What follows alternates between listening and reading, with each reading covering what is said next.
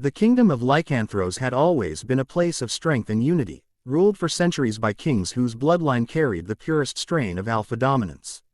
But when King Aric ascended the throne, a shadow fell across the land. He was powerful, unmatched in battle, feared by enemies, and revered by allies.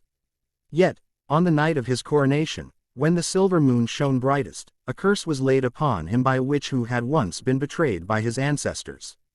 Her voice had echoed across the great hall as her spell wrapped around him like chains of fire. The Alpha King shall know no peace, no heir, no love, until the one forsaken and forgotten rises to break his fate. No one understood her words at first, but it didn't take long before the curse revealed itself. Every woman the king touched, every mate he attempted to claim, fell to madness or death. His power grew unstable, the beast within him restless, his reign overshadowed by whispers of doom. Advisors and healers searched for remedies, priests prayed to the moon goddess, witches sought counter spells, and warriors sacrificed themselves in rituals. But the curse was unbroken, and as years passed, despair spread like poison through the kingdom. The Alpha King grew colder, his once bright silver eyes darkening with shadows, his rage untamed. Those who saw him trembled, not just because of his strength, but because of the sorrow that clung to him like a second skin. He built walls around his heart, convinced that love was his enemy, and ruled with iron discipline. Yet in the farthest corners of his soul, he longed for what the curse had stolen: companionship, trust, and the warmth of a mate's bond. Far away from the palace, in the forgotten edges of Lycanthros, lived an Omega no one remembered. Her name was Alara. She was born into a small village where Omegas were treated as burdens, seen as weak, expendable, destined only for servitude. Her parents had perished during a border raid when she was just a child, leaving her to be raised by elders who barely acknowledged her. Alara grew up in silence, her gifts hidden from the world. For unlike most Omegas, she had visions. The dreams came to her on nights when the moon was at its fullest, pulling her into places she had never seen, showing her faces of people she had never met. At first, she thought it was madness, and she kept it a secret. But as she grew, her visions grew sharper, clearer, filled with whispers of the moon goddess. And in those whispers, one name repeated over and over: Aric. Alara did not know why she was shown the Alpha King. She had never seen him, never been near the palace, yet the goddess called his name in her sleep. The villagers mocked her, some feared her, and eventually, she was cast out entirely. Alone, she wandered the forests, surviving on instinct and the guidance of her dreams. It was there, in solitude, that she discovered the depth of her power. She could sense energy flows, feel the pain of others, and even heal wounds with a touch of her hand. Still, she remained forgotten, until the curse brought her destiny crashing into her path. One night, as thunder rumbled and the storm tore across the skies, Alara's vision became stronger than ever before. She saw the Alpha King, kneeling on the palace floor, chains of shadows wrapped around him, his body trembling, his wolf howling in agony. She saw the land withering under his curse, children crying from hunger, warriors falling without battle. And then she saw herself, walking into the great hall, her hands glowing with light, touching the chains, and shattering them. When she woke, the message of the moon goddess echoed in her chest: "You are the forgotten Omega. You will break the Alpha King's curse." Alara was terrified. She was nobody, cast aside, unwanted. How could she stand before the most feared king in the realm and claim she was the one to save him? Yet something within her stirred, an ember of courage, small but unyielding. And so, she began her journey. Days turned to weeks as she traveled across forests, rivers, and villages, moving steadily toward the capital. Along the way, she encountered remnants of the curse's devastation. Crops withered despite rain, livestock fell sick, and families whispered in hopelessness. Everywhere she went, she used her small powers to help, healing a child's fever, restoring life to a dying tree, calming wolves who had grown restless. The people began to speak of her, though they didn't know her name. They called her the ghost healer, the wandering Omega who brought light where shadows fell. By the time she reached the outskirts of the capital, rumors of her had spread, though no one connected her to the prophecy. She stood before the towering gates of the palace, her heart pounding, her simple cloak soaked from the rain.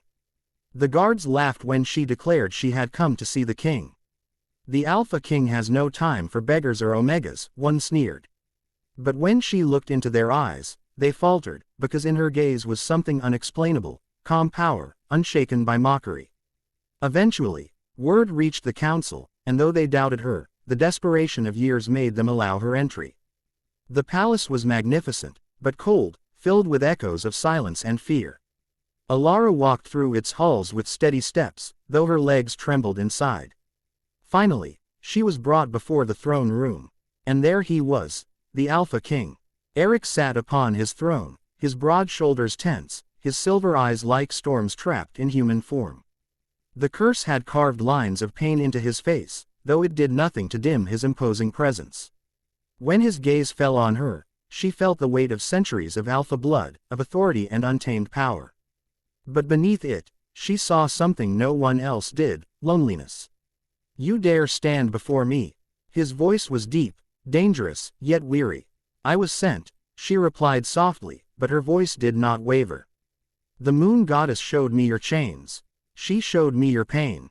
And she told me I am the one who can break it." The court erupted in laughter. Advisors muttered, some enraged at her audacity, others amused. An Omega claiming she could do what the greatest witches and priests could not. It was absurd, but Aric did not laugh. He studied her in silence, his wolf stirring within him, restless. There was something in her scent, in her presence, that pulled at him. He could not name it, but he felt it. "Leave us," he commanded his court. They hesitated, but one look from their king sent them scattering. Soon, only Aric and Alara remained. She met his gaze without fear, though inside she was trembling. "The curse is not just chains around you," she whispered. "It is tied to your soul, to your blood, to wounds older than you. It feeds on your pain, your anger, your fear of love. That is why no one has broken it. Because no one has touched the wound beneath it." Aric rose from his throne, towering over her, his aura filling the room. "And you believe you can touch it?" "Yes." For a long moment, silence hung heavy between them. Then, slowly, he extended his hand. "Show me." When her fingers brushed his, the world exploded in light and darkness. She was pulled into his memories, the night of the curse, the witch's voice, the screams of his failed mates, the rage of his wolf. She saw his loneliness, his despair, his belief that he was doomed. And she wept, not from fear, but from sorrow. "You are not broken," she whispered, even as shadows clawed at her. "You are bound, and I will unbind you." What followed was not easy. Night after night, Alara worked with him, touching the chains of the curse, channeling her energy, soothing his wolf. Sometimes the shadows fought back, lashing at her, leaving her weak and trembling. Other times, Aric's rage surged, and he pushed her away, fearing he would destroy her. But she never left. She returned every night, her quiet strength unwavering. Slowly, he began to trust her, and something deeper stirred between them, a bond neither expected. The court grew restless, some whispering that the Omega had bewitched their king. Others began to hope, seeing light in his eyes that had long been absent. But the curse was cunning. On the night of the blood moon, it struck back with fury. Shadows engulfed the palace, Aric lost control of his wolf, and chaos erupted.